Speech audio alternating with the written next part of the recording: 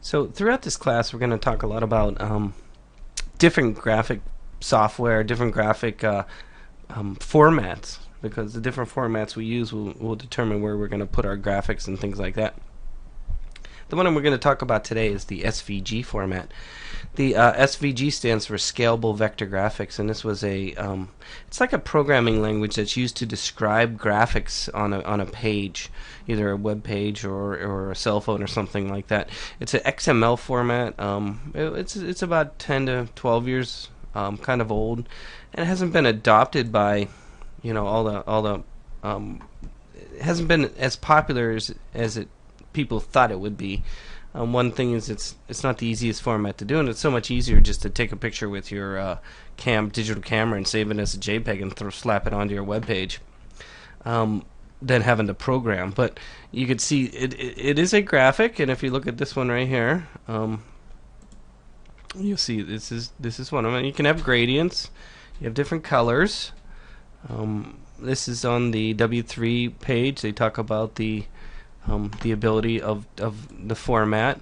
On the W3 schools, what I want you to do is try some of the programming. Again, you could try yourself. If you go, there's a whole SVG section, and they talk about, and they're just simple ones, so you could just try them. Like you want to do a triangle, and there's the different coordinates and things like that. And if you want to, you could easily just copy. If you want to, try these and then see them in a browser. You could just copy the code right out of this on the W3 Schools webpage.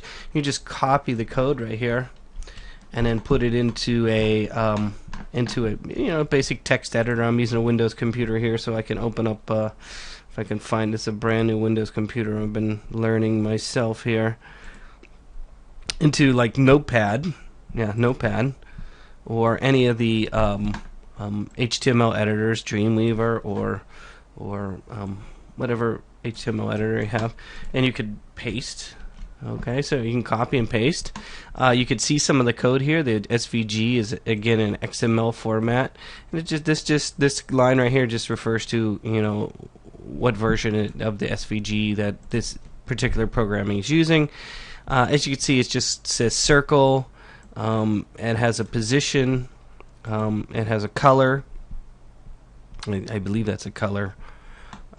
Fill red right here. So we could change it. So if we save this, again, after you copy and paste from the W3 Schools website onto this website, if you want to try some of these, you could copy and paste it into any notepad and then just save it as an HTML file. So if I go under File, Save As here, in, of course, the notepad here, I would change it from TXT file and say all files. See how I change it from TXT? Because by default it wants it to be a TXT. I'm going to say all files.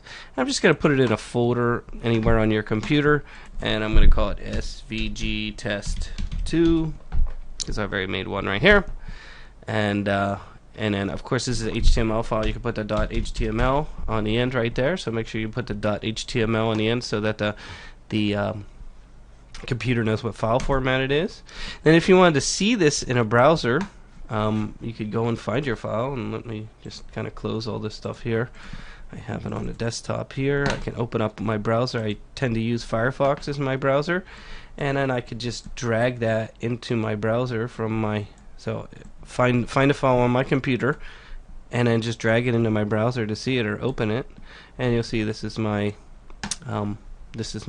graphic. So if I want to change it, I can always go back to the notepad. If I can find my notepad here. Oh, here we go. This is the first one I was doing. Where's my second one? Here it is. Let's change it to, let's just say blue for a color, and then save, and then let's see what that looks like. There it is. See, it's blue.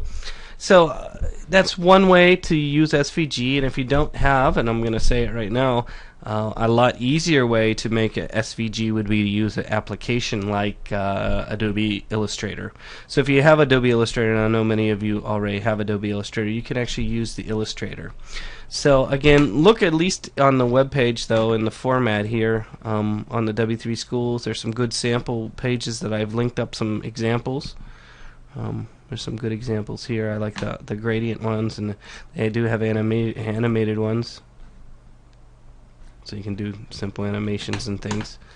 But if you have Illustrator, like I have Adobe Illustrator right here, you can make a simple graphic inside of Adobe Illustrator, and basically I just made a circle square, and so you could take your illustrations that you make in Adobe Illustrator and actually save them as SVG. The first thing I'm going to do is, you notice I just made this graphic, and I'm not going to show you Illustrator right now, but the important thing is that you learn how to save out of Illustrator as a SVG, and that's what I'm going to do right now for you. In this case, inside Adobe Illustrator, there's a thing called the artboard, and the artboard is the area that's... So if you make a drawing in Adobe Illustrator and you want to save the SVG, make sure that you shrink the artboard down to be the size of the graphic. In this case, this is the artboard tool.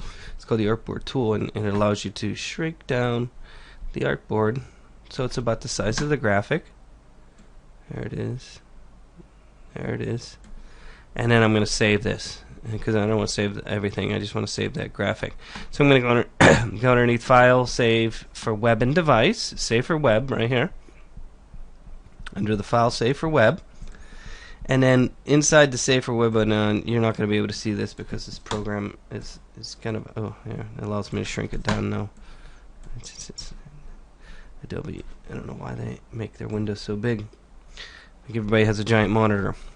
In this case, under the format, under the Save for Web in Illustrator here, under the format up here is where it says GIF. We don't want GIF. We don't want JPEG. We want PNG, PNG24. Where's the SVG? Used to be up there. Okay, maybe it's not there anymore. Let me try again. File, how about we go Export?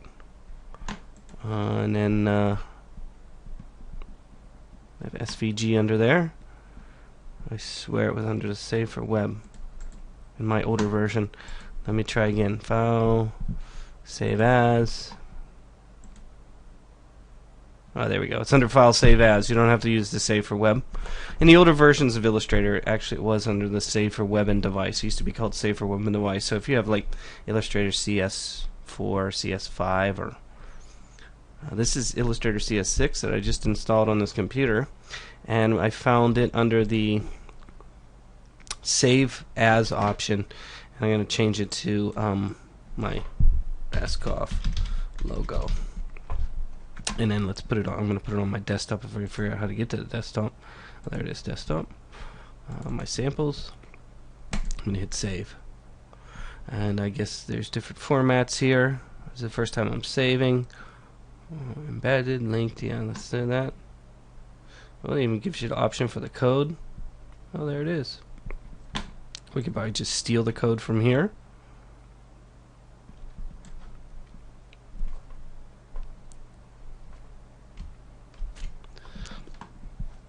Steal the code from here, and if you want to see it in the browser, remember we were looking at the other ones. Remember the SVG test that we were looking at from the W3 Schools website. I can open that back up in my notepad. It's not giving me notepad here.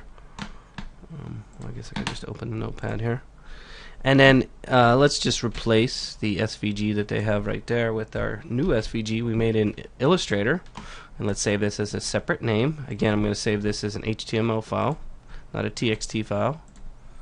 And I'm going to call it sgv3.html.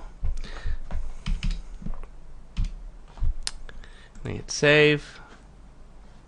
And then again, I could maybe put that in a browser if I want. Let's make a new window in our browser here. And then we could just take it and drag it in.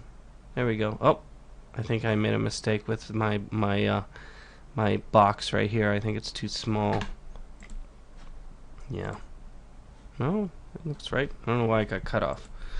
But that's okay. What I want you to do is just look at SVG, maybe try some of the samples, maybe 2 or 3. Maybe try drawing something in Illustrator and saving as a SVG as your lab work, and I'll set up an FTP where you can upload the things so that I could see them.